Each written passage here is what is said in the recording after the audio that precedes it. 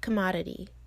It's described by the dictionary as any unprocessed or partially processed good, such as grains, fruits, vegetables, or precious metals. So, in other words, a commodity is anything that is natural and comes from the earth without alteration.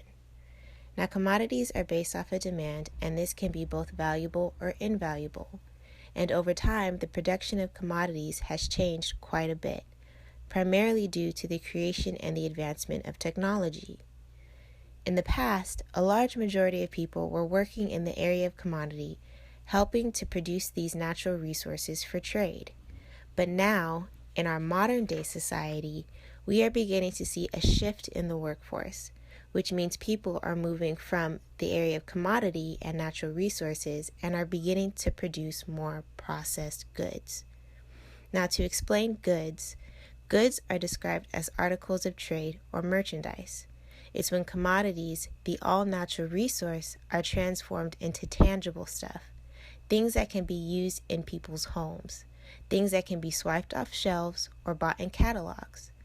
Nowadays, people have grown to value goods over commodities, typically because goods are more easily accessible and easier to use in today's society. And since manufacturers primarily use machines and have taken advantage of assembly lines for maximum efficiency, that means more people are needed to sell the goods that they have created. Whenever you order or buy a cup of coffee, you are paying for the service of the provider making you that coffee. The provider makes it to your liking, adding other ingredients and using a specific type of coffee bean, perhaps, at your request. Service is the next step in taking a good, like the coffee beans used in the coffee you bought, and turning it into capital. Services are more expensive than commodities and goods because you are adding a little more value to the good when you factor in the service of labor.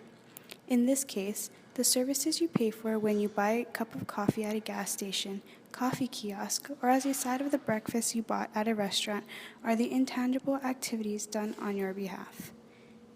There is no emotional value attached, no ambiance to help you relax into a certain mood, just the service of not having to make the coffee yourself. Companies are now using experiences to make more profit.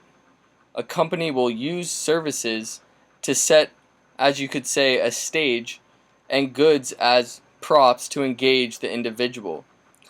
They want the individual to have a memory, something that will bring them back, an ambiance, something different than just a service of serving them the coffee, as we've mentioned before.